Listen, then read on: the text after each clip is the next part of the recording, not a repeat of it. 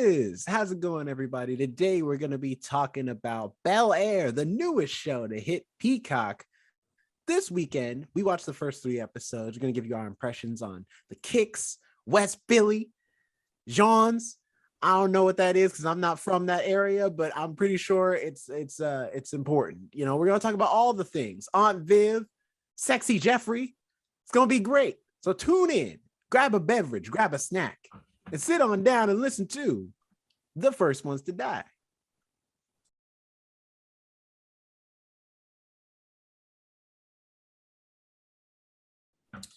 Hello, everyone. Welcome to the First Ones to Die podcast.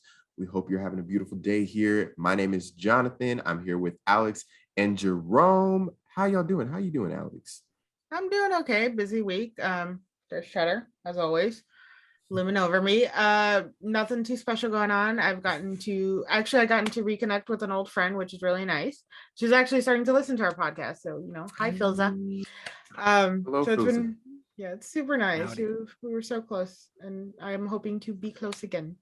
But other than that, nothing too exciting going on in my life. Just, doctor stuff. That's all I do. Patients. Doctor stuff. I don't do doctor stuff. I do like the paperwork stuff. Anyway, adjacent stuff. There you go. Jerome, how you been? I'm good. I've been soaking up so much media stuff as of late. I have some props today, which is nice. for the episode? No, well, kind of, yeah. So first of all, I picked up this, which I'm so excited about. Finally got Dawn FM on record. The weekend? Or on CD, I guess. I'm loving this weekend album. It is easily my favorite weekend album. I've listened to it on Spotify at least like 15 or 16 times. So I'm glad to finally have the CD version. If you want to pick it up, you can get it from Target. It's got this unique art, which is why it looks completely different than the like old man weekend image that is the cover for the album so far. Does it sound so much better? It's so much clearer, not like what you get on the other devices. I'm not sure, but I'm curious to listen to it on CD. Although this is probably one I would not mind getting a record of, even though I don't have a record player. Like I need to get a record player because I want to listen to records. Same. Also, I picked up. Well, I already had, but Peacemaker, first Black Label book. That just came out, written by Garth Ennis. First Black Label, Black History Month. It is not all about Black people, but it has nothing to do with Black people. Although there is a book from DC called The Other History of the DC Universe, and it is written by a Black creator, but B, it's also about like the people of color that have been forgotten in the DC universe, like Black Lightning, Honeybee, those type of people. So there is a Black Label book that is about Black people. But it's not just about them too. It's also about Katana, Renee Montoya, The Question, a lot of other characters. But I'm just excited to see it because I just finished Peacemaker. Love Peacemaker. I thought it was really good. We're gonna try to be on the lookout for a mini review for that coming soon to the YouTube channel. So if you want to check that out, go to The First Ones to Die on YouTube be on the lookout for when that pops up. So subscribe for when that comes out. Also, I'm probably going to do my own mini review of The Legend of Vox Machina. Finish that today at the time of this recording. In all fairness, nobody wants me to do that review. Nobody's gonna want to hear my. I am. We've learned anything from the Arcane. A lot of Critical Role, but I love the show. I think the show is awesome. So I'm gonna do a review of that as well, and that's also going up on YouTube. But so I've just been soaking up media stuff. Just been watching all my shows and music and comics. It's all coming together. Jonathan, how's your busy life going on? Well, you guys got a rundown of it before we officially went on air. Long story short, it's been a busy week. I got to go to Ellen earlier this week. That was part of the leisure activity of the week. And got to see her show tape live. It was very fast. It was much faster than I expected it to record. It was like bam, bam, bam. They're very productive and efficient over there. Also, I saw a play I went to see Slave Play by Jeremy O. Harris, I believe is the playwright. It was very good, very provocative, very controversial play when it got released on Broadway. And I also got a new job as well. So yeah, so busy stuff, busy week happening. But I'm here and I'm ready to talk about Bel Air. Yeah, man. So Jerome, do you want to set this up? Because I know you've been talking about Bel Air for a minute ever since it was I know the history. You know, I'll run through the history as I'm pulling up the IMDb to give a proper rundown. But for those who don't know, we do this. You never have the IMDb up. You know, listen. Like every single time you're like, hold on, I'm gonna put. Like it takes a second. Okay, so here's how it went down. So the story goes that and I forget the name of the guy, so I apologize. I'll look it up for you.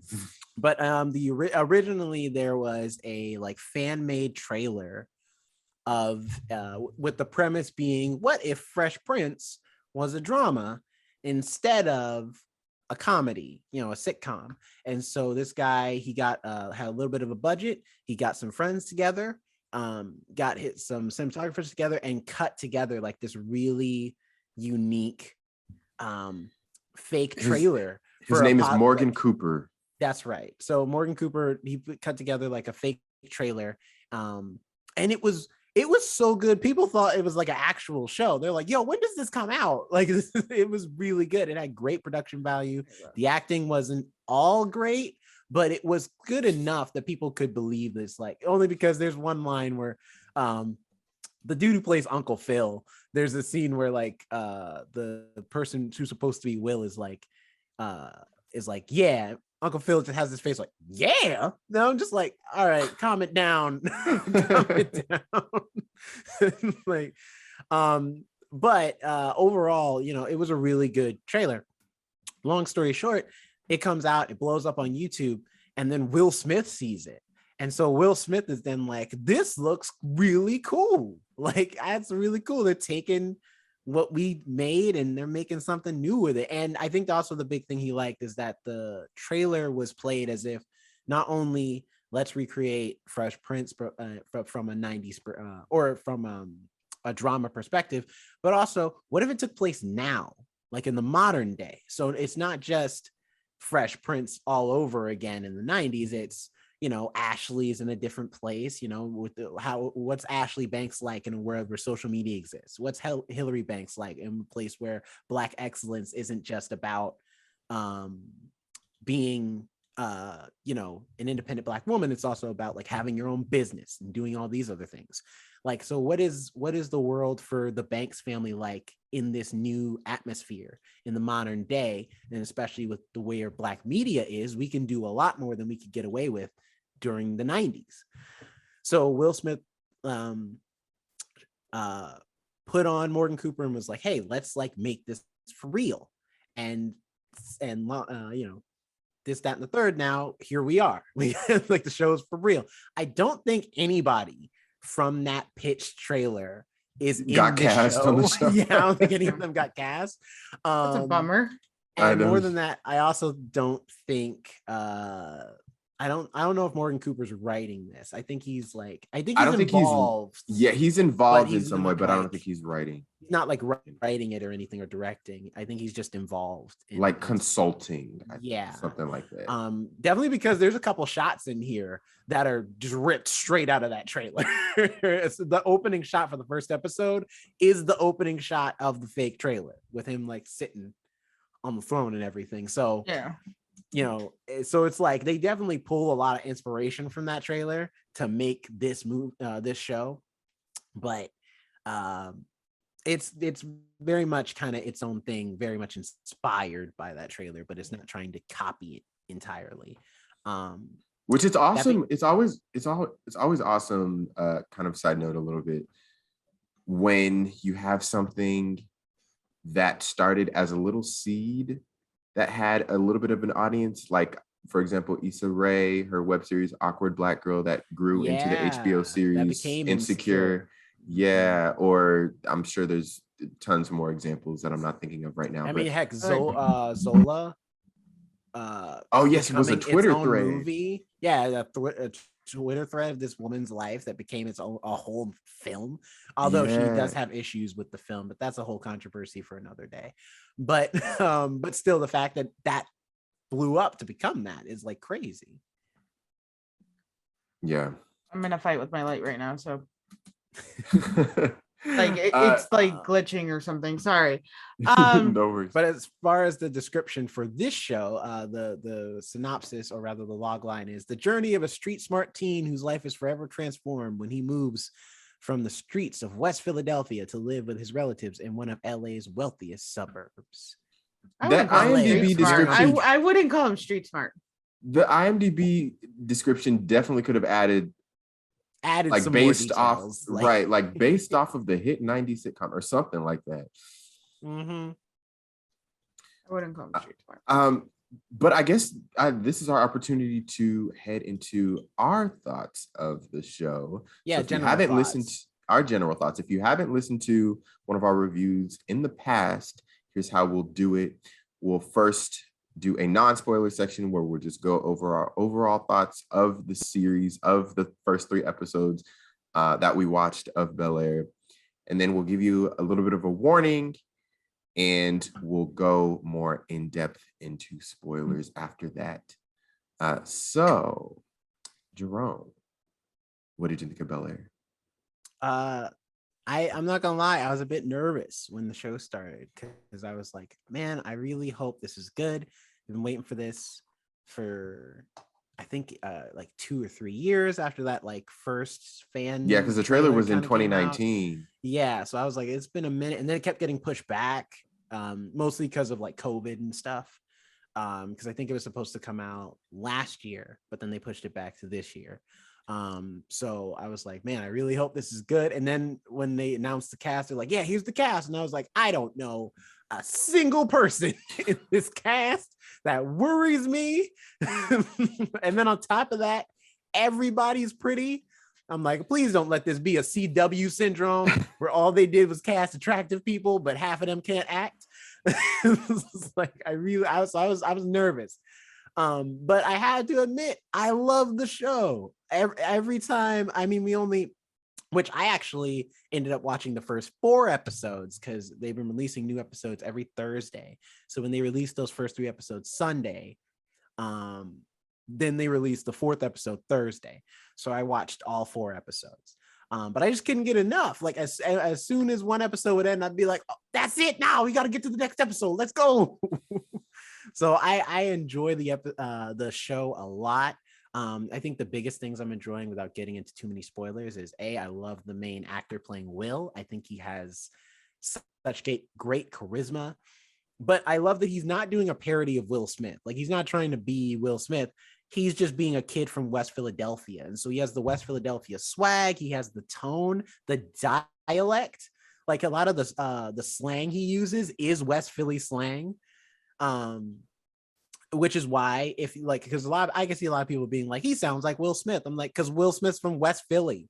And so when he played the character, he's playing himself. So he uses the same tone, the same voice, the same accent. This character, I don't know if he's also from Philadelphia, but if not, I'd be very surprised because he sounds like he's just ripped straight out of West Philadelphia. But also just the emotional stuff too. He's really good. He can crank the tears out at a moment's notice. And that also, I love the Banks family in this. I think they're all really great. I love that Uncle Phil is not quite the same Uncle Phil from the original. In fact, nobody really is. I think they're either pushed to one other extreme of their version of their character from the sitcom, or they're pushed to the other. So I like that none of these people feel like it's just that character, but from the sitcom now dropped into this drama show. Like it's like, no, we're reinventing these characters. They have the same names, but they're not necessarily the same people. And I think that's a strong point for the show.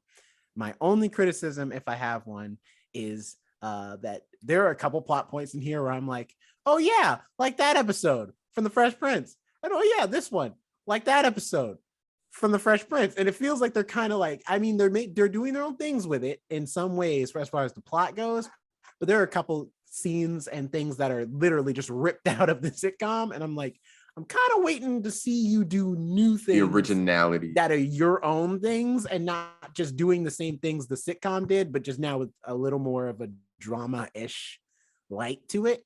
And also the other thing is I feel like does anybody know what's going on with Ashley? Because this show doesn't seem to care. Like, she's barely around. She's about to get the Judy treatment from Family Matters, where she walks up the stairs and never to be seen again. I'm just because saying, Ashley she needs to have a story. Well, I mean, they have Ashley doesn't do anything in these. And granted, this is the first, like, I'm going off the first 4 episodes, and she does have a little bit of a story thing in the 4th episode. So in the first 3, she doesn't do anything. She's just there. So she has a few lines, but she doesn't really have like anything going on. So I'm hoping that as the show goes along, you know, because these are criticisms of, or for rather first impressions of this show. It is not my final criticism of the show. So I'm hoping that as the show goes on, Ashley will have more to do as well, because everybody else in the show has an arc. They have a story thing they're doing, except Ashley. So, and I guess Jeffrey too, but Jeffrey at least gets like some moments, you know. So that's my first impressions without spoiling anything on the show. Well, I feel like I'll touch on the Jeffrey thing. I feel like with Jeffrey, you know, that character is specifically kind of molded to be the sidekick. So a lot of times he won't necessarily have his own storyline, I feel like. But for my thoughts of the show as a whole, I enjoyed the first 3 episodes. Going into it, I was like, wow, this is stunningly shot. I feel like they really captured the fish out of water kind of aspect of it. It gave me vibes of, if anyone's seen All-American, about a kid, a high school football player from Crenshaw, gets recruited to play football in Beverly Hills, stars Taye Diggs. And the first episode of Bel Air and the first episode of All-American are eerily similar in many ways. And they both have, you know, that high school sports aspect of them as well. But Bel Air definitely carved out its own lane as the episodes progressed. Mm-hmm. Perhaps my only criticism with the show, and you touched on it a little bit, Jerome, is that everyone is good looking. And in the original series, that wasn't necessarily the case. You had some of the characters like a Jeffrey and like an Uncle Phil and a Carlton who were more on the quirky side, who were more on the, you know, goofy looking or, you know, quirkier side. Whereas you got Uncle Phil and Jeffrey, who damn near go to the same barber. They got the same bald head with the beard. And you could just tell they're smoothed out a little bit from their original figures, mm-hmm. which I don't know if I necessarily would have preferred. It is a drama, granted, so you can't have these like you can't have too goofy of characters on a show like this because the tone would just not match. But I don't think they had to make them too smooth, especially when we're dealing with rich people, because yes, a lot of rich people are, you know, the Jay-Z and Beyonce, like they classy, they fancy, but there's also the rich people on the what's his name? Facebook, Mark Zuckerberg's side. There's the Mark Zuckerberg type of rich people. There's the Jeff Bezos type of rich people where, you know, they're a little goofy looking. They wear a t-shirt and jeans every day. So I would have appreciated a little bit of a mix up in that not every single person is good looking. But I have to give a shout out to not only Jabari Banks, who plays Will Smith, for this, I'm assuming being his first role, his first major role. He's doing an amazing job so far. Also, Coco Jones, who plays Hillary as well. She's doing an amazing job from my standpoint of view. I followed Coco Jones from her Let It Shine days as well on Disney Channel. And she recently, like last year, did a YouTube video that went super viral. Her personality is hilarious, and it shows on the show as well. So yeah, those are my initial thoughts on the series. How about you, Alex? I want to jump back to that intro Jerome did and talk about sexy Jeffrey real quick. I wasn't prepared for that comment. I was just thinking, oh, really young Jeffrey, that's all. I'm just saying, the man comes out there with the trim beard. I was just looking like, dang, Jeffrey, you out here swagging on him. Out here swagging on him. That he looked more like a member of the family more than less like a butler. I didn't really like that they called him a house manager. That just sat wrong with me, and I don't know why. I'm like, I almost feel like it's a condescending title, and might as well just call him butler. It's maybe they're trying to be quite honest. Maybe they're trying to steer clear away from the butler slavery. So a house manager is better. Yeah, because he manages the house. It's a step up from butler, because all butlers do is serve the people who live in it, versus the house manager is not just like, I mean, based on the way they describe it, when they called him the house manager, it gave the energy of like, oh, his character is going to end up hiding a dead body eventually. I just saw little things so one of the things I originally loved about Fresh Prince of Bel Air was that it was ahead of its time. It was definitely ahead of its time. It touched on a lot of stuff that TV at the time wasn't willing to touch on, especially like microaggression, towards people of color, which is something I could even connect with. And just, things like that, and dealing with family and that way. This just feels like there are so many good parts and I do like it, but this also gave me the energy of, this is like every kind of show nowadays. There's always that one, kid who wants to be a Instagram celebrity. There's also that, other kid who's just like hardcore and thinks, I'm going to be doing all these awesome stuff that's already on drugs. It just gave me almost that feeling of like, yeah, the fish out of water type with the family. I did like how they redid the mom in this series. She seems, I don't want to make it seem like the mom in Fresh Prince was like uncaring, but in the first episode alone, you see her calling him, you see her more active participation, and it shows that like this is really about concern. This is like, I'm worried about your life and safety. And I like that in the show because it shows like she really wasn't just trying to dump him off like, oh, I can't handle what, with what you're dealing with. It's like, no, I'm worried about your life and I'm worried about your safety. And this is, even though this feels like an extreme, this is what is really best for you. And she's trying to keep that connection. So I did appreciate that development in the show. Some of the parts where I felt like they got melodramatic for no reason because it's a drama was like so much, I'll explain in the spoiler section of what I mean. With the show, I kind of had a weird, like, I did like it a lot, but there was also so many parts or little things I disliked that eventually kind of ended up balancing me in the middle. Like, yeah, I would watch it again. Probably not every single week, but like when I remember it, I'll be like, oh yeah, definitely, I'm gonna watch it again. Type of deal going on. So I have kind of like a mixed bag going on for me. Mm-hmm. But spoiler. All right. Well, you did the layup for us. So let's go into the spoiler section. Alex, what were you alluding to in your spoiler kind of critique of the show?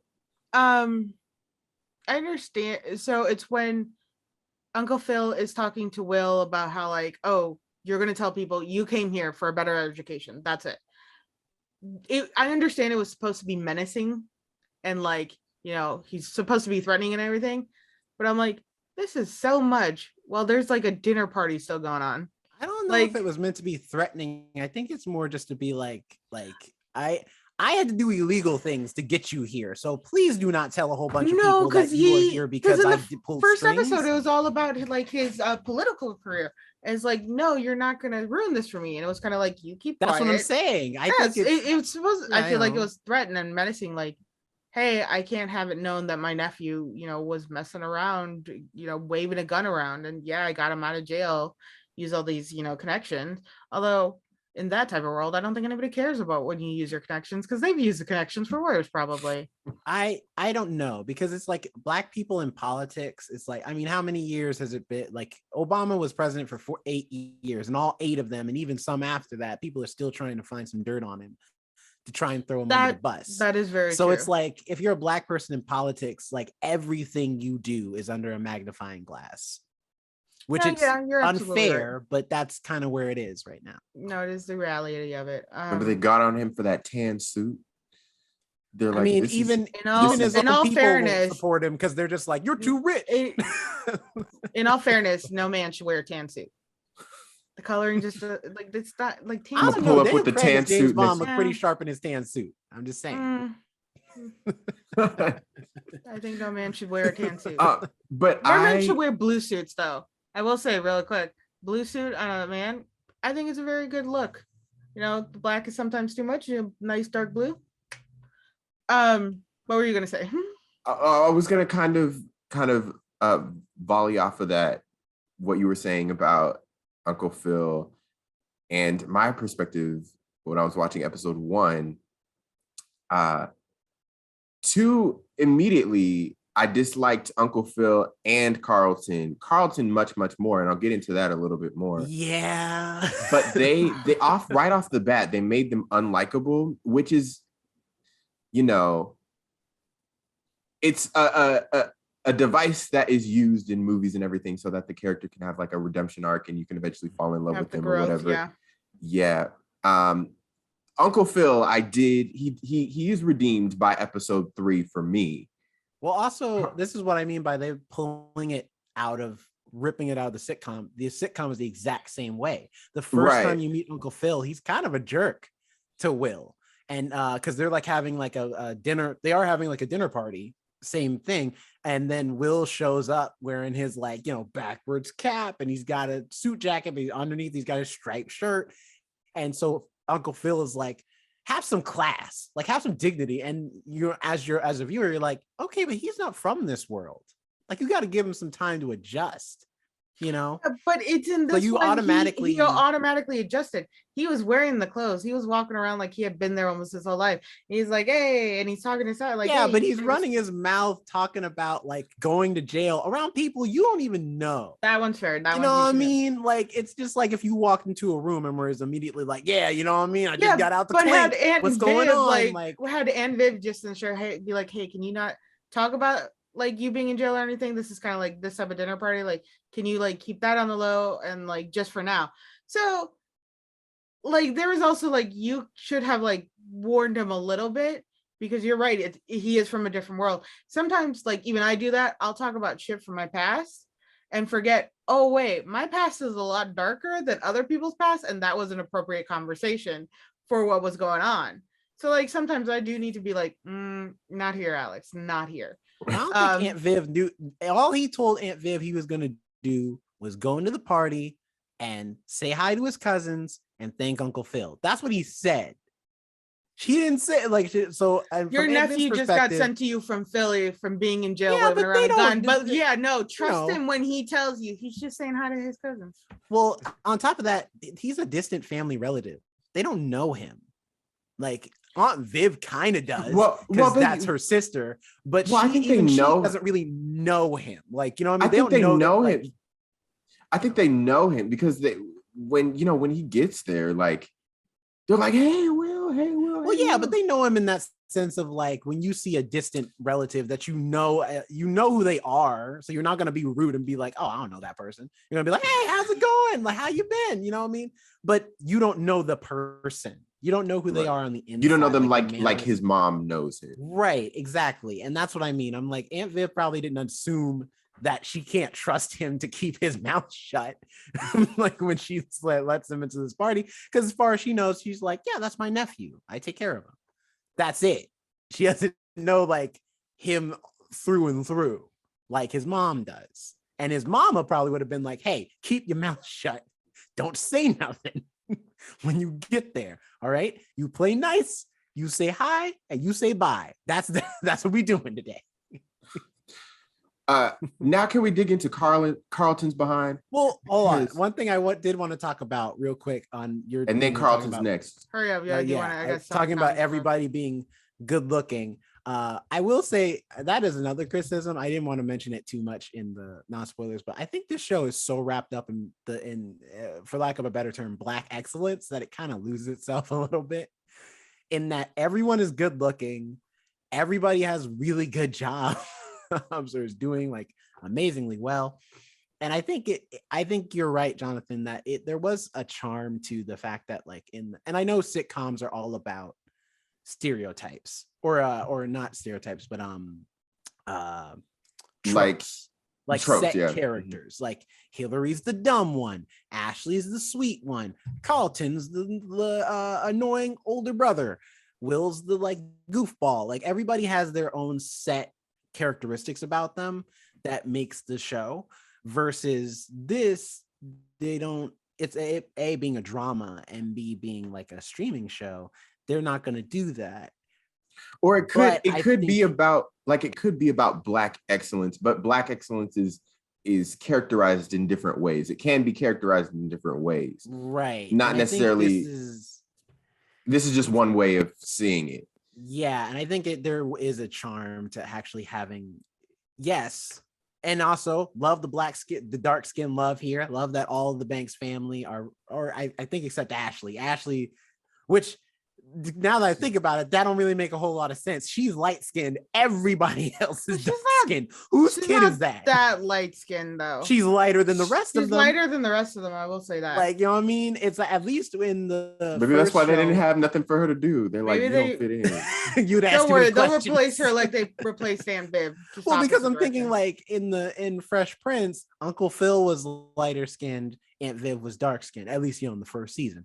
So it made sense that Hillary is lighter skinned, but Carlton is dark skinned and Ashley is dark skinned. Here, he's dark skinned. Well, she's dark skinned. Carlton and Hillary dark skinned. Why is Ashley like lighter than all of them? So I feel like this is a very ignorant question on my part. But because I want to know. No, go ahead. With like Latin people. And Latin people and Black people, we all come in like different shades.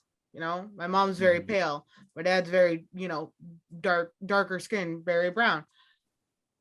But the thing is, my mom did expect us to come out, white.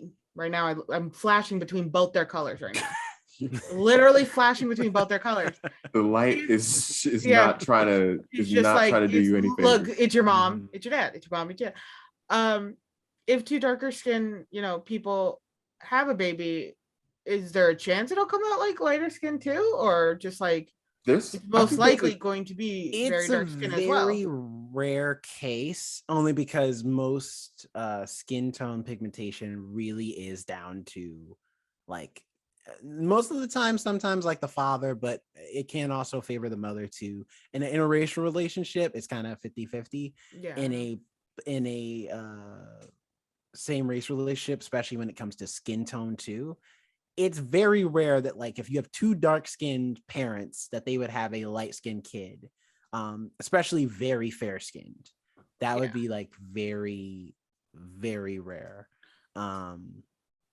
They'd more than likely have the same skin tone. So is this more of a realistic style Black family? Because watching like what's that show, Blackish, even they're like different skin tones and all this. So is it more likely this is more closer to what a Black family, if they're both darker tones, like this is more closely what it would look like, and then Ashley's just some random lighter skinned kid? I think it came down to casting, really. Yeah, they like, she was the best actress, and so they're like, people won't really notice. But I'm like, I feel like all the Black people will notice because made an effort. Well, it's not to like make sure you had dark skin. Everybody else except her. It's not like she's like the black sheep of No pun intended, but I was like, you meant the white sheep. The white sheep. I remember on My Wife and Kids, the show My Wife and Kids, when they replaced Claire, the daughter, she was dark skinned, and then she was lighter skinned than both of the parents. So it's like, it depends. Yeah, it just comes down to casting. Okay. Yeah. I was just wondering because I mean, you've met my mother. She's very white. She burns in the sun.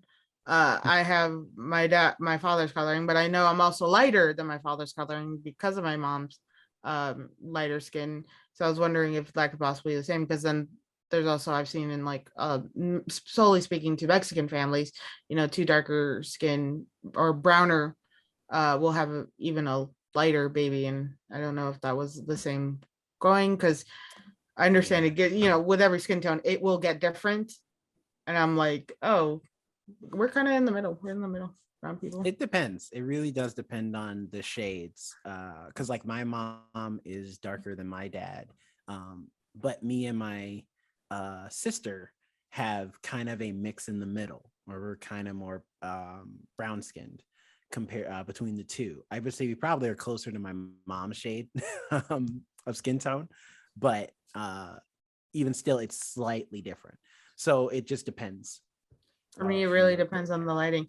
Jonathan, you look like your father through and through. I don't know. His dad's darker than him a little bit. Yeah, my dad. So my mom is your mom. Yeah, my mom's very light skinned, and my dad is like a little bit darker skinned than me. So I'm more closer to my dad's skin tone, but just a little bit lighter than him. So you can see like a shade. Like my dad is like very brown. Then there's me, and then my sister, and then my mom. Like we actually go in like a straight line shade down. But okay, now can we dig into Carlton too much? I just wanted to mention that. It's like, I do agree. I would like to have seen Uncle Phil maybe be a little overweight, or have or have a Jeffrey, or be a little bit older. Yeah, who's older, who's got some gray. That's just me. But anyway, moving on to Carlton. Yeah, Carlton trifling. Yeah. Well, hold on. Jonathan he wanted to say it. Go. As I'm interrupting him. Oh, I wasn't going to go on a rant. I just wanted to say that one. Same. Irredeemable for me. Irredeemable. I can't eat. I don't care what he does the rest of the season or the rest of the series for that matter. I still won't be on board with him. Here's the thing. You haven't watched episode 4. I thought the same thing. Then I watched episode 4 and I was like, all right. Well, I know that. Well, in episode 3, all of a sudden, Will and him are cool, and I don't remember the moment where he apologized or they made up or anything. All of a sudden, they just started to be cool. Episode 4, they go right back to it. It is not like they are friends after that. No, but I think episode 4 is the start of that redemption arc, though, is when they start getting, because even in the original sitcom it was like that too. The first couple episodes, it is very Will versus Carlton dynamic. I know, but it never got as dark as his white friend saying the N-word. Because it wasn't a drama. This is that's what I mean by I like. You remember that daddy episode? That was pretty dramatic. Yeah, but that was way down the line. That one hurt me. Then I got my own daddy issues there. I think but Carlton it's Carlton's such a mean girl style. Mm-hmm. I think that's what annoys me most about him. He's not actually too much of a threat. He's like Regina George mean. Oh, you stole my cufflinks that are $500. Be careful. It's like, the fuck, who is this guy? That's what it felt like when I was watching him, and that's where I'm like, Carlton's just not going. Before he was annoying, but then he had some endearing qualities, and he was still stuck up and smug, and you wanted to strangle him. But this one just feels like that person that you met that just, anytime you're like, oh yeah, that's a nice watch. Oh, it's $115 from blah blah blah. That'll give you everything, and it's just like, can we just have can you just say thanks? Can that be your sentence cut? I think it's that because he is the same character from the sitcom, but I think the difference is that he doesn't there's no jokes to back up what he says. So it comes off the way it should, which is that he's a jerk. Because it's even in the sitcom, I remember those few first episodes, Carlton doesn't have any jokes. He's just a smug smug ass. Like, it's like that's his character for the first couple like episodes until he lightens up, and then him and Will kind of start to develop a friendship. But those first few episodes, you're not supposed to like him, and he's not a nice person to Will or even to his family to a degree. So I think this show just takes it to the next extreme, although there are some elements of Carlton that I don't like, and it's not so much about the character, because I think the actor is doing a great job. It's the things around him, like the fact that he has a drug problem, which I'm like, I feel like that's unnecessary. I don't think we needed to do the drug thing. Or at least like wait to reveal it. Like, damn. Right. I thought that was weird. Also, Lisa being in this show from the top of the show is weird to me, because Lisa's like Will's like ultimate love interest from Fresh Prince of Bel Air. I mean, they get married and everything. So to see her in the first episode here and like she's gonna be around, I'm like, that seems a bit weird. And also that she's been with Carlton is also weird to me. I hate that plot point in shows and movies, that it's a family member's ex, because that is weird. That is creepy. They have slept with the person you're sleeping with now. All right. Well, and I don't. High school. We don't even know if they've been together. I don't care. Fine. Then you've stuck your tongue down her throat. If Carlton's doing cocaine or whatever, what was he doing? He was doing Xanax. Yeah, was it coke? Oh yeah, he said he called it Xanax. He said Xanax, but I'm thinking it's just cocaine. And he just said that to like if it's white, it's probably. Then he's probably gotten around. Well, I don't know, because I'm wondering if they kept that, because that's another big plot point in Fresh Prince is that Carlton's a virgin until he hits like college. I know, because there's a whole episode about it. About how he's never been with anybody, but I never had sex. So I just like, so it's not like it's out of the realm of possibility, and it could be why Carlton's all wound up. You know, he just needs to give him some. Jeez. I don't know. Anyway, there's just a lot of issues with Carlton the character. I get what they're trying to do. To do so many, yeah. They didn't need to do all this off the bat. We get it. Of course, Carlton's going to be the unlikable character with the growth and everything. But like you did, what is it? You're a terrible ex. You're going to probably date my cousin. You know, the drugs. He's a smug jerk to his family. He's stuck up. He's a Republican. he plays lacrosse. That's a problem. Actually, I don't mind lacrosse. But I like Teen Wolf at the time.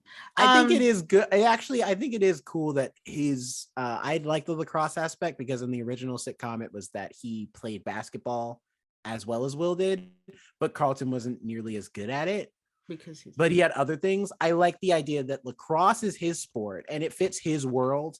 Basketball is Will's thing, and that fits his world. And also it fits the narrative that, like, you know, Carlton is very much surrounded by whiteness. Lacrosse is a very white sport, and he only has white friends.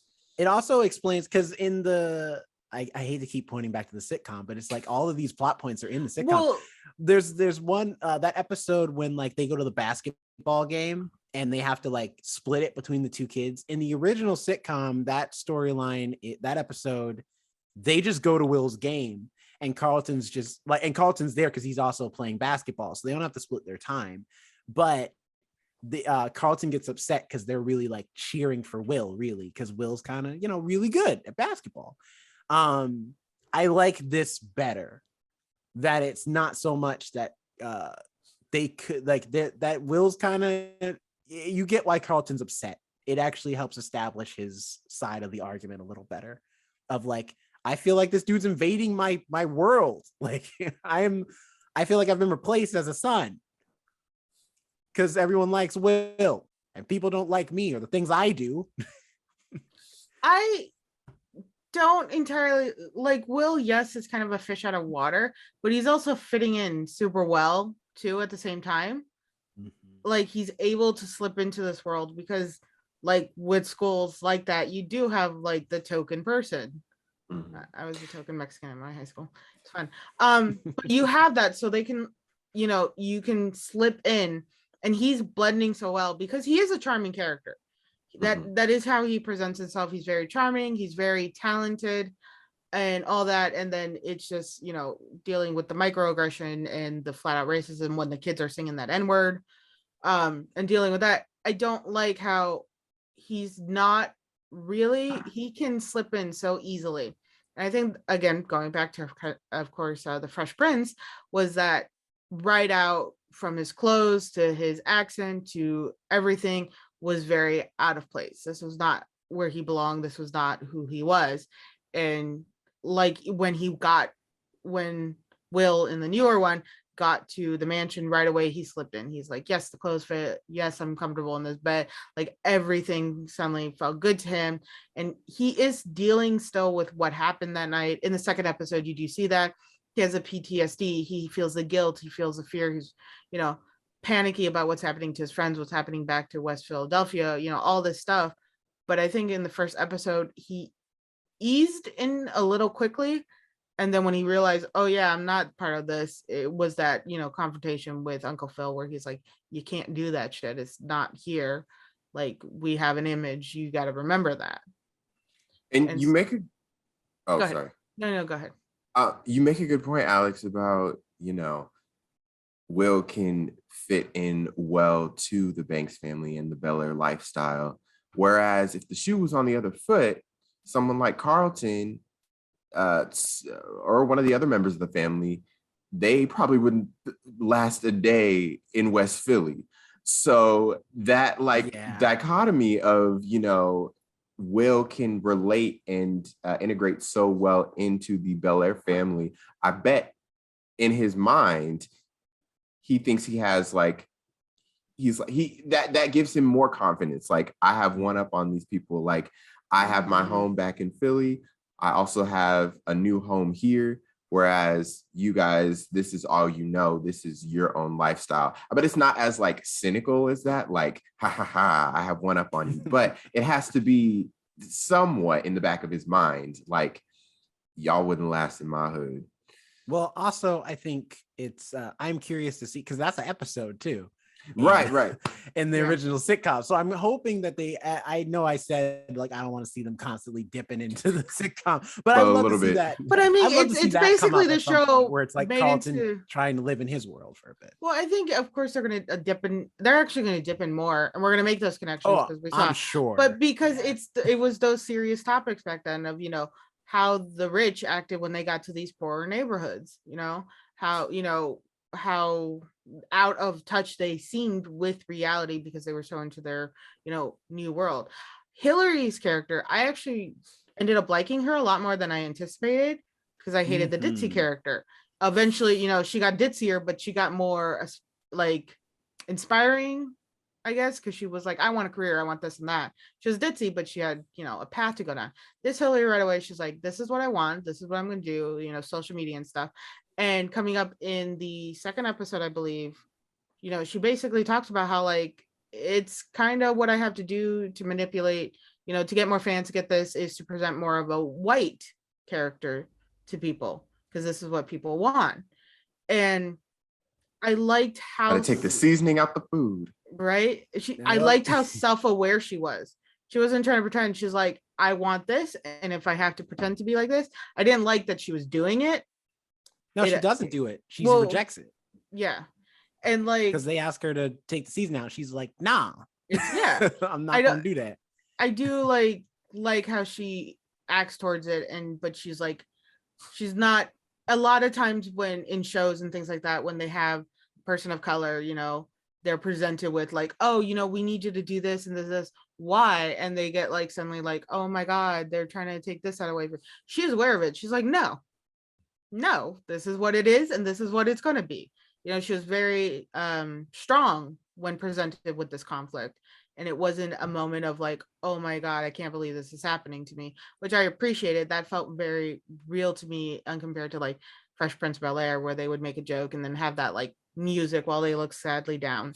She was very I know what I'm dealing with, I know what I'm presented with, and I know where I'm going forward. So I really like this Hillary. She had the inspiration, encouragement, what I'm trying to think. Inspirational. Yeah, she had the inspirational feel of the Hillary in the last season, but without the ditziness, and that I like. Yeah, and then her mom, they redid her character completely. Yeah. But I like it. I like the change. I think it's cool. Yeah, and then her mom ended up which I really like that story. Because at first when she, cussed out the company on Instagram Live, I was like, maybe that's not the best long-term strategy. But then, at that party, her mom ended up respecting her after first being like, that wasn't the best idea. But then she saw all those people, all her mom's friends or whatever. Her mom's friends are fake. Because they're like 1 second, they're just like, look at her generation. They don't want to work for nothing. How dare they? And then the second that she's like, but she stood up to racism. That's right. That's what we like about your generation. You ain't afraid. I'm like, y'all, if y'all don't get out of here and drink this wine, drink y'all mimosas and shut up. Okay. Because y'all know full well y'all was just talking smack about her generation 2 seconds ago. Oh, yeah.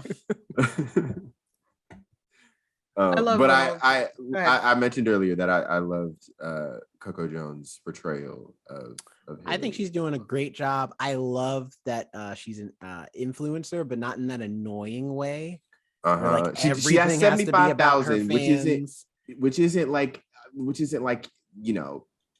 too many, but it's also enough to be considered an influencer. Well, I just love that that's like, it's not a thing where it could be so easy for this character to be written as everything is about the clicks, and like this character has her phone in her hand everywhere she goes, and she's always recording, and that's the only part of her character. But I like that you get to see more than that. You get to see a lot of nuances with her, especially between her conflict with Aunt Viv. I also like that they flip the script on the cooking thing, because in the sitcom, it is notorious that Hillary can't cook. Like she can't even make toast. So I love that in this show, it's like, no, she's actually not only a good cook, she's the best one in the house. Like she's the best cook. So I think that's funny. And Coco Jones is doing an amazing job. I also like just to jump to another character, I like Jazz in this show. I do a lot as well. better in this one than I do. I mean, Jazz in the Fresh Prince was very funny. That was a very fun thing. He was very much a late addition because Will Smith and Jazzy Jeff are friends. But I love that Jazz in this show, it feels more organic, his friendship with Will. B, he's very funny. He's like, he's some of the best jokes in the show. But also there's a scene, I don't know, is that the third episode when they're trying to, no, I'm thinking of the fourth episode. The fourth episode, Jazz finally meets Hillary. But their relation, like the way those two characters are presented in the first 3 episodes, I can actually believe, because that was always another thing in the sitcoms, that Jazz is in love with Hillary, but Hillary don't like Jazz because she's like, Jazz is broke and poor. Here, it feels more like plausible that they could actually be in a relationship at some point later on down the line, if they wanted to do that. And if they didn't want to do that, it'd be cool too. But it's just like, I feel like Jazz here is a much more fleshed out character the more we're gonna get to know him. I think they're gonna, because like he was used so much the way he was in as a comedy relief style. Jazz also in the original series had so many amazing talents that people like were like, you can do that. He's like, yeah, of course, I learned it from blah blah blah. This is like he's presenting it and they're more in awe than more in like confusion. They're like, oh yeah, this is a cool guy. We know he's talented and we know there's more to him. I thought it was funny that they made him the cab driver, because as soon as he's like, oh, I'm Jazz, I was like, oh, you drive a cab. I knew he was Jazz the second he was in the Uber when he's like, yeah, I worked out, I found this new guy. No, it was the fact that he's Uber driving the most unique car I've ever seen. I'm like, there's no way this is just a random one-off character we're not going to see again. And then when they're like, hey, stop right here real quick, and they have a conversation, I'm like, that's Jazz. It's got to be. Because why are we focusing so much on this Uber driver? Where do you think this character sorry, I'm switching to a new character right now, or a character we haven't talked about yet. But this character Tyler, Will's friend, the white friend, in high school. Am I not mistaken? This is not a character in the original series, right? He's in the sitcom too. He's the Jewish kid that Will meets first day when he gets. Is his name Tyler on the show? His name's Tyler. Yeah. All the characters they've mentioned are actually actually characters. Mr. Clark, that's the actual old teacher. Trent is Don Cheadle's character from that one episode when he comes in. Like I was actually very impressed with all the characters they like reference in this show that I'm like, I thought for sure you wouldn't even mention this person. There's Gibson. He loves Bel Air too. He's got his comment. I think they put a little too Gibson. Sorry. I think they tried to throw in a little too many references in the first few episodes. What? I will agree. I think that's what forced you to make that connection all the time. Because you're like, oh yeah, he's from like I don't recall Tyler, but you're like, oh yeah, I remember this and I remember this, and it was like a little too much. You could have just focused on really that aspect of him coming to Bel Air and like that type of changes. And I won't lie, I didn't like Aunt Viv at all. She annoyed me. I like Aunt Viv in this because I do wish she was a teacher though. I don't know if I like the change of her becoming being an artist because I feel like it doesn't really. Well, she is a teacher. well, that's because she is a teacher. She's an art teacher. They mentioned that she's an art teacher, but I guess I just mean her dream is to be an artist essentially. Yeah, like that. She like in the original, she's a dancer. She's knows Black history. She can sing. She can. She's a lawyer too. So that's like the other part of it that explains how her and Uncle Phil even met. Is that he's a lawyer, she's a lawyer. I feel like there's just a lot more there was a lot more going on with the Aunt Viv in the sitcom versus this Aunt Viv, not so much. But I do like her where she's coming from this time around in the show, especially because the show does what the sitcom never did, which is address what happened in West Philly and why Will is even here in the first place. Because in the original show, he says it in the song. Yeah, but it doesn't come up. It doesn't sit like no one talks about. Yeah, he fought a street dude. You think they just go let that slide? Like they gonna try and find this young man. I do like when they first meet. He's like, "Oh, I got into one little fight." I was like, "Ah." I like what you did there. It was delivered very well. You did. Yeah, yeah. Where he's like, "Oh, a little fight. My mom got scared." It was very organic, and then after I heard it, I was like, "I see what you did there."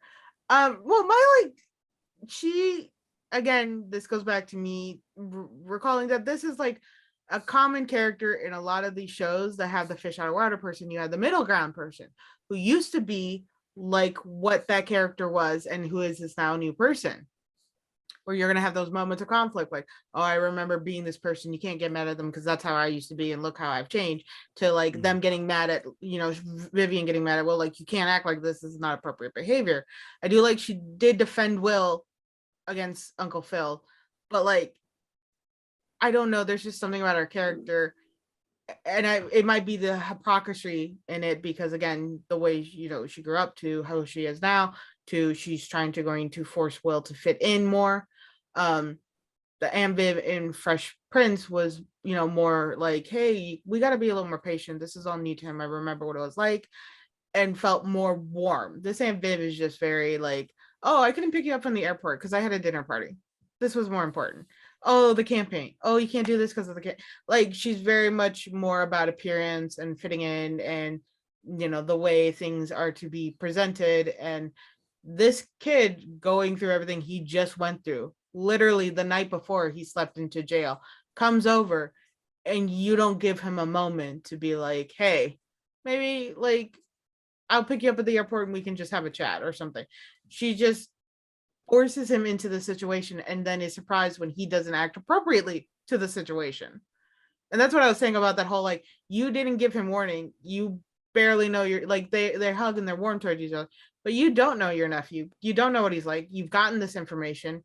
And instead of preparing him for what he's about to enter, you're just like, oh, go with that cousin, get dressed and just hang around, all these people with huge influences that can affect your uncle's livelihood, which in turn affects all our livelihood. And we'll see how it goes. Stop it. I did. Getting distracted. I did. I liked Aunt Viv. I think because she felt some of these sitcom moms sometimes can feel a little contrived. And I'm talking about the sitcom version. The one that comes to mind, even though I love Cheryl Lee Ralph, on Moesha, she was very much the wise knower of everything, makes no mistakes. Sometimes that can be the trope of moms in sitcoms. She even came out with Jamaican like accent sometimes. Oh yes, yeah, when she was talking really profound stuff. Because she with her was Jamaican from Jamaica. Yep. But I appreciated that here she felt a little more realistic. She felt very modern as well. She like felt very hip, and that's a weird thing to say, but she felt very like hip to the. She didn't feel as disconnected from her children. Because they made her young mom. Right, she was young. Yeah, they made them. I felt like I'm like if I better look it up, young. Like Hillary and Carlton are probably not that much younger than the actress. Yeah, so that could be that they made her a younger mom. Mm-hmm. Yeah, I like Aunt Viv here. I do see what you're saying for sure. I think it's just I like the conflict of it in that she has to balance so much between taking care of her taking care of her kids, supporting her husband who's like doing this thing that is not easy. Now you now got this new kid you have to take care of, and you have to now get to know him and know his needs. And on top of that, like he's dealing with the level of stress that like probably none of them have to deal with, because it's like it's not like he's just there on vacation or something. Like he's there because if he goes back to his home he could die. So it's a level apparently of stress. You got a hit out for him right now. So I mean, that's my first thought when he moves to LA. I'm like, okay, but what about Trent though? Like Trent ain't going to Bel Air. What about him? And I love that they do address that where Trent is like, yo, I got messed up. Hey, where you at? It's like, I'm in LA. Well, buy me a ticket. I thought about I'd be so mad if I was Trent. Like, your family got money. They could easily buy me a plane ticket out there right now. I'm your best friend. You really gonna do me? You gonna leave me out here? I did think he was. I didn't know Will was gonna go get the gun. So when Trent's getting beat up and Will leaves, I was like, you gonna leave him to get stomped out like that? But I don't know why he didn't try at least helping his friend or like actually getting into. I guess he figured it was quicker to get the gun and just fire in the air. That'll get him to spread out a lot faster. In my head, like I immediately was like, oh, just bum rush him. You can knock one into the other. That takes two out. At least gets the focus off your friend, and he can either get up and start. But then again, I guess in above the reaction, he remembered the gun. Also, I think the most unrealistic part of the show is how fast the cops came. This is what I was thinking. Yeah, they showed up with the hood. Swiftness. No. I was thinking that too. But I was like, hey, maybe that was one of the times because they like to over police black neighborhoods. So people of color, black and brown neighborhoods.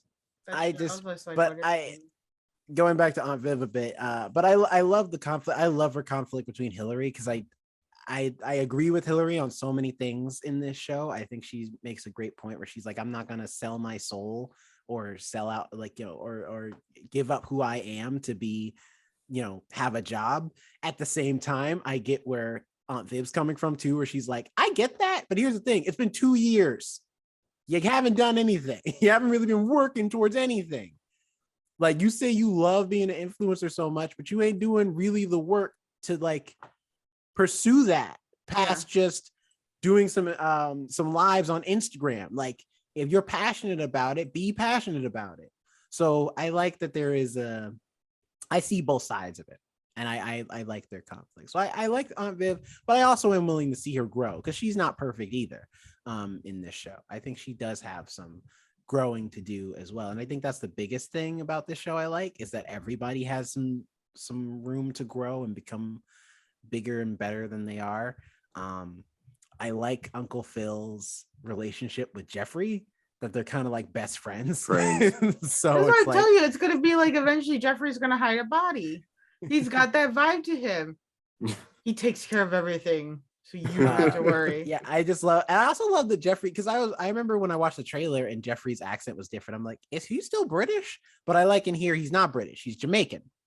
Well, he is British, but he moved from Jamaica. I mean, yeah, but Jamaica, no, like Jamaica. No, he's British. The actor is British. Oh, well, yeah, the actor's British, but I mean, no, but in the show he says I moved. It was the same way when I moved from Jamaica to London. So I thought he said from Jamaica to here to Bel Air. No, he said to London. Did he say to London? Yeah, the accent is British. Okay, well, regardless, I like these from another place. That was like but a lot. Jeffrey's cool though. I like him. Even though we don't really see a lot of him. I'm wondering if we're gonna see much more. Well, he's taking care of everything else. It's just he takes care of it in the background though. We don't see. He's got shit to do. He can't wait around being front camera. Well, it's just Jeffrey in the original sitcom is like a character, and he's taking care of the house then too. Like he's around. Like here, you might hear from Jeffrey every now and again, but you don't see him. Like he's not around very often. I am still not over the fact that you called him sexy Jeffrey. Because he's too dang attractive. Everybody got to be attractive in this show. Yeah, but no, like have a little bit of like a pimple or something. Like most of the, for me personally, are objectively attractive. Like Will, I don't actually think he's that attractive, but objectively he is very good looking. But to call Jeffrey but you called Jeffrey sexy, and like that hit it. Like I don't know, saying, weird, that's probably what he's brain. gonna be called on the Instagrams and the Twitters. I'm telling you now, I'm gonna be looking out for some hashtag sexy God. Jeffrey. Probably. Oh, I thought about something and I don't want to say it. Never mind. Just say it. Final thoughts. Actually, like we haven't really. I mean, we haven't talked about the main character like at all. like about Will really that much and his arc, because we've talked about like Jabari. Is it Jabari?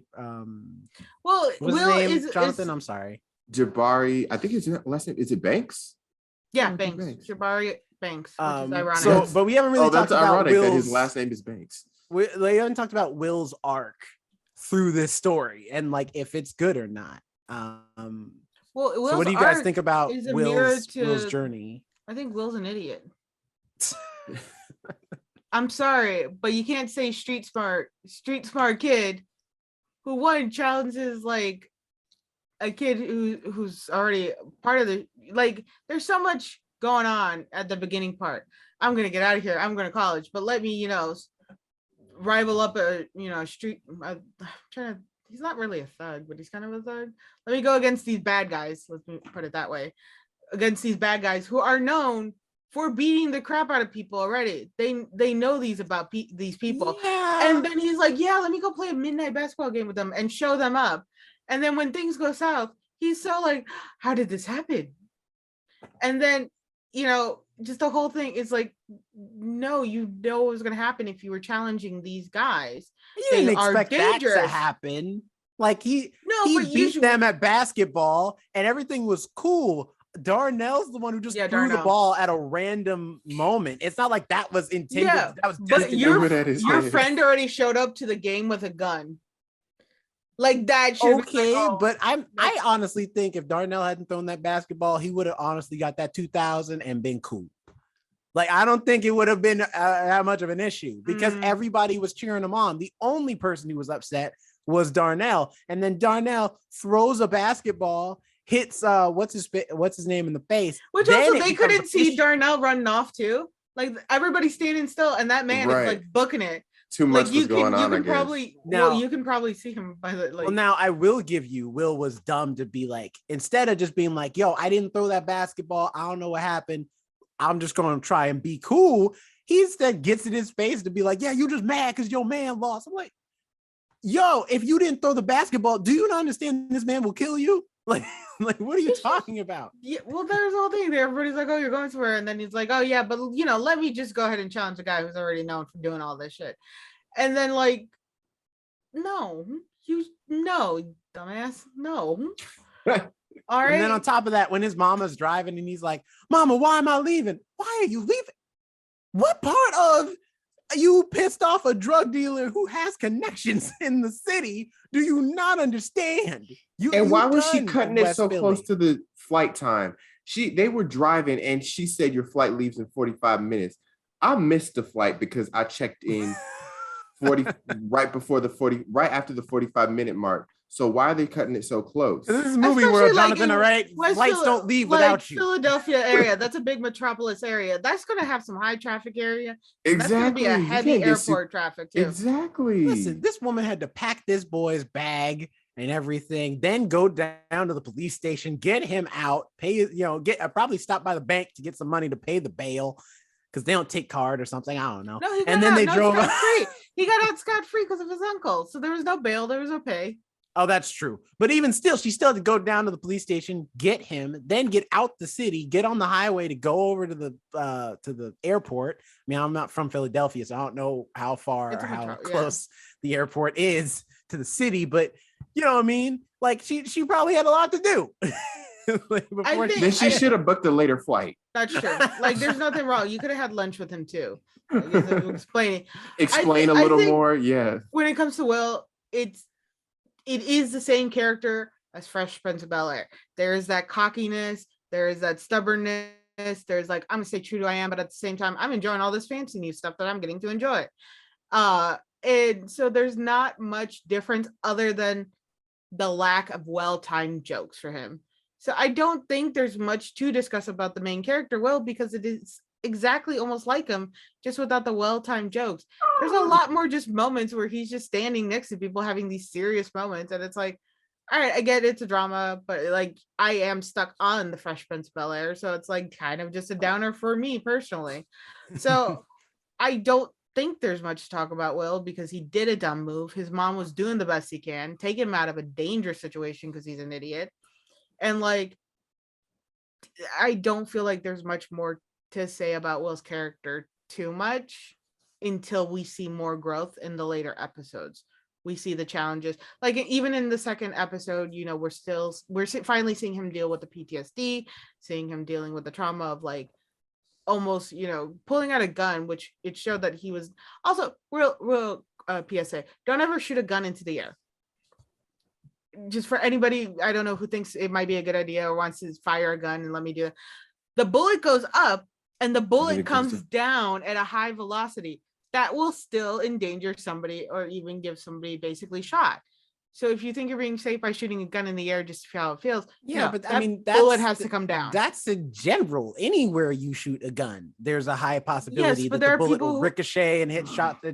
Right, but or the people bullet think it's safe to shoot up because in movies and shows they don't show that the bullet can come down and either hit something at a high velocity. I don't think it's more about being safe. I think it's more about I need to get people's attention, but I'm not going to shoot anybody. So I'm just going to let it be known I have a gun. Period. Blam blam. Or you could just yell, I have a gun. Who's gonna hear you when they do busy being like, yeah, stomp his ass? You're gonna tell me somebody yells the word gun and nobody's gonna turn around? Probably not. And also, even if you do say I have a gun, they'll be like, okay, we do too. And so are you gonna use it? It's like, if you're not, then we're not gonna worry about it. So they weren't sure when they even saw him have the weapon either. He shot into the air. He didn't even try to hurt anyone. Grazed his shoulder, so I think it would have made things worse. I'm not helping the situation. Anyway, I thought Will shoot guns in the appropriate setting. I thought the actor was really has been portraying the role well so far because we haven't got to the end of the season, so anything could happen. I'm not sure even how long the season. I think they said it's like 8 episodes or 6 episodes. I'll check. Oh, that's really short. It's a very small number. It's not very high. Oh, okay. Well, I guess an hour each episode. Well, 45 minutes to an hour. No, 30 minutes. It's not even 45. Yeah, it's 30 minutes. Wait, for the first episode was an hour. The second episode was 46 minutes. Oh, I guess it's varying times then, because the second one and the third one and the fourth one are 30. Well, that explains why there was so much. Well, the third one was like 48, I think. Is the fourth one 30 minutes? We'll in my look that opinion. up. Go tell us your Okay, anyway, thoughts. but yeah, I thought he was that scene. I thought he definitely got the presence and essence of Will Smith. A lot of energy, a lot of charisma. That scene where he interrupted the dad's when His his fraternity fraternity, party, fraternity and rally. he just interrupts and is talking all crazy into the microphone. I thought that was really funny. I was like, did Will sneak into Carlton's like stash or something because he was acting real weird? And side note with that scene, I thought it was really cool seeing, the Steppen brothers and everything. But It's Uncle cool to Phil, see Uncle he Phil was not actually on be beat. a. He He was not on wasn't, beat. but I like that. I like that they're adding Uncle Phil actually has some relation to Black culture, as opposed to like in the sitcom where it feels like Uncle Phil has no relation to Black culture outside of maybe like knowing who Malcolm His X family. is. Oh, Yeah. You know what I mean? Like he's about revolution, but past that, and he was there for like some of that stuff, but past that, he's not really, he's not into hip hop. He doesn't know anything about the hip hop world. He doesn't know anything about the Black like slang, Black culture world. So I like that this Uncle Phil he's hip, he's witty. Because he's so young. Go on. I do like his love for 90s hip hop too. I think that's pretty cool. It's a nice change because Uncle Phil in the sitcom loves jazz. So he loves stuff like Charlie Parker and stuff like that. So I like this is a nice modernization of it. Well, with that being said, do we hold on. our final? I didn't give my thoughts about Will. Hold on. Let me tell you about what I think about Will. He's all right. Moving on then.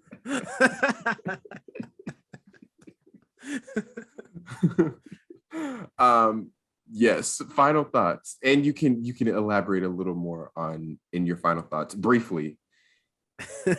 On your thoughts of Will as well. Well, first of all, for a grade, I would give this an A-. I think the show is pretty good. I do like it. At least to start. Now, granted, for all I know, the rest of the season could be trash, and then I'll just be like, the show it's squandered its goodwill. But so far from what I'm seeing, I'm liking what I'm seeing. I like the characters. I like the development.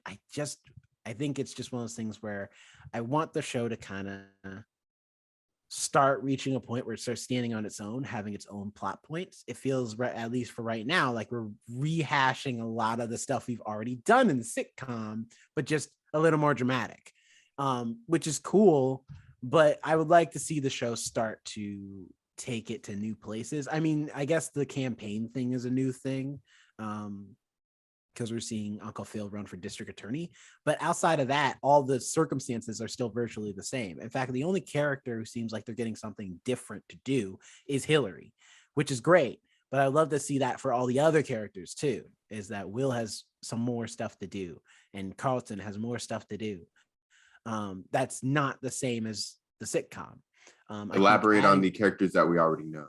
Basically. Right. I mean, like, because adding like some of the small stuff, like the fraternity thing for Uncle Phil is really cool. Getting more into Jeffrey's backstory would be really cool because in the sitcom, we know nothing about Jeffrey. We don't even know where he comes from. He's just the butler.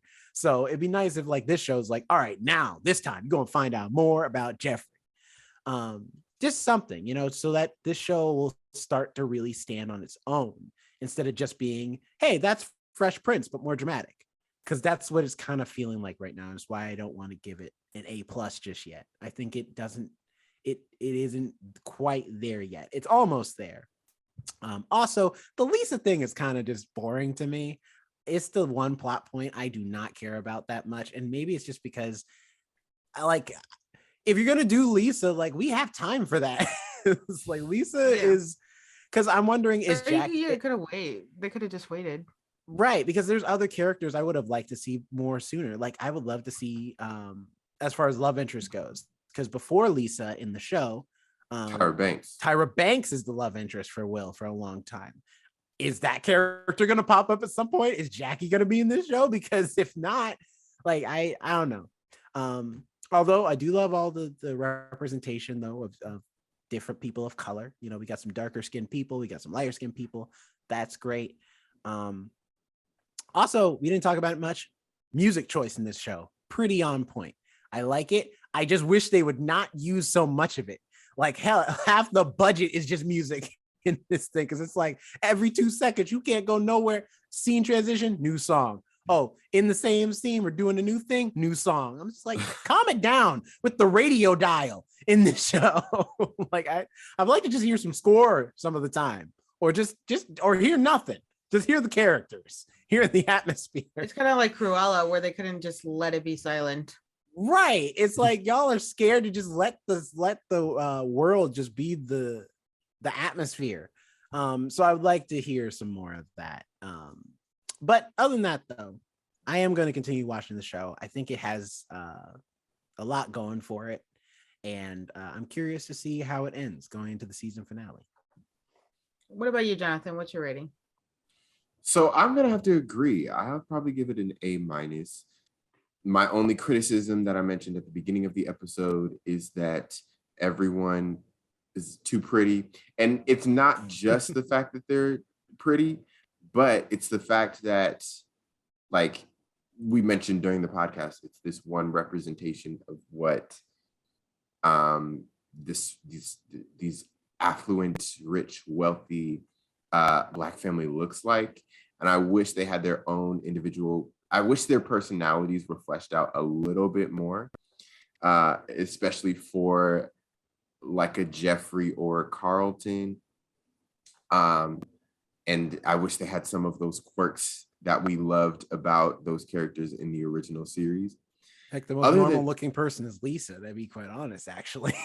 Right. And she looked a little, when she first came on screen, she looked a little older than Will's character. So I'm like, oh, they're supposed to be in high school. She looks like she could be in like college or something. Maybe it's just her demeanor. She does. I think it's just because she has a very mature, her character is very mature. She's not very childish like Will is or Carlton is, because they're two sides of the same spectrum. Carlton's childish in the like petty way, Will's childish in the goofy way, and then she's in the middle of like the mature kid who's well adjusted, more or less. Right.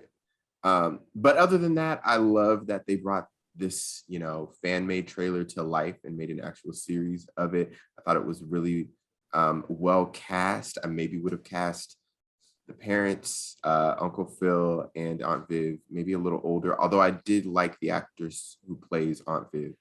Hold on, I'll get her name. It's Cassandra Freeman. Cassandra Freeman, very well done. I also mentioned a lot of similarities to All American as well. So I'm wondering, because I was actually talking about this at work, because HBO Max has Fresh Prince, but Peacock has Bel Air.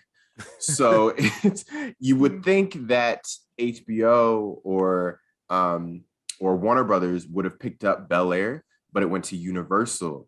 And the reason why I think it might have went to Universal is because All American is a Warner Brothers production, and perhaps maybe they didn't want a show in the similar vein to be competition, because I think All it's American also, NBC probably is like, we're starving for content. maybe Peacock as is well. not doing well as far as having original content to sell that service. So they're like, we need shows. We will take whatever you can give us. and All American is essentially like the pilot. They are almost identical in some ways. You have the football game in All American, a gun goes off at the football game, and the kid gets into a fight. The main character gets into a fight. They get relocated to Beverly Hills. In All American, it's Beverly Hills. Here it's Bel Air, pretty much same area. So they're pretty similar in that sense. They obviously deviate, but yeah, that was my theory. Overall, I like the show, and I can't wait to see what they do for the rest of the season, and if they get picked up for a season 2. Alex, I agree and disagree with a lot of your guys' points. Like I said, I'm a very mixed bag. In all truth and honesty, I will have to give the show like kind of a B minus. I do like the concept of a more serious version of Fresh Prince Bel Air, But again, going back to Fresh Prince of Bel Air, it was what it talked about in that show was so ahead of its time that because they did so many similarities and like, connections in the first episode, you were comparing it to it. And this is very modernized. That's not a word. Modernized. That is the word.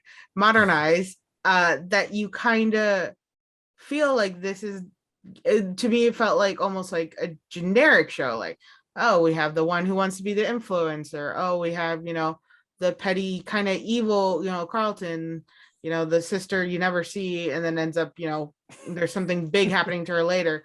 And everybody in the cast is way younger than they need to be and way prettier than they need to be. And like, it's a lot of like flashiness too. And one thing I did like with the original Fresh Prince of Bel Air was, it was flashy for its time, but it also really consisted of, here's the living room, here's, the kitchen, and here's a beautiful yard, and that it was there. A lot of focus was on there. So you ended up focusing on the characters more. Here, at least again, in the first few episodes, they showed a lot of the scenery and that kind of like, oh, I'm just now looking everywhere but the characters. I think the show has a lot of promise. I think it can get better. I think, my grade could definitely go up if I stick with the show. I can't honestly say I will or will not because I have the attention span of a goldfish. So like it sometimes it's hard to like hold on to me. But I think the show really does have potential in the way it wants to go into a more dramatic effect. I think if they keep doing things like Jerome, you said, if they keep doing things this way and they don't allow themselves to grow as a show of their own, they're going to fall back onto what the Fresh Prince of Bel Air was. And Fresh Prince of Bel Air was unique. It was, organic. It was so ahead of its time with the issues it dealt with, with Will's father, with when Carlton did take drugs because of a mistake Will did, when Will got into the fight to save Carlton, and a gun was about such serious issues in like the middle of such a sweet show about family. And they really do need to separate themselves a little bit more and allow this to be its own show and to grow, because it does have there is a good base concept for it. And the actors that they got are really amazing actors. They all feel well with the characters that they are portraying. And I did enjoy that. I think, you always have that one, like, I don't think it was right for him, other than the age and the prettiness. I think all of them portrayed their characters very well in what they were trying to present. And I did enjoy the show. And I just think it can be more, but if it's stuck with the past, it will just be a show you do nothing but compare to. And that's all I did for the first 3 episodes was compare. So that's kind of why I have a B to B minus. It's just, I need this show to be its own.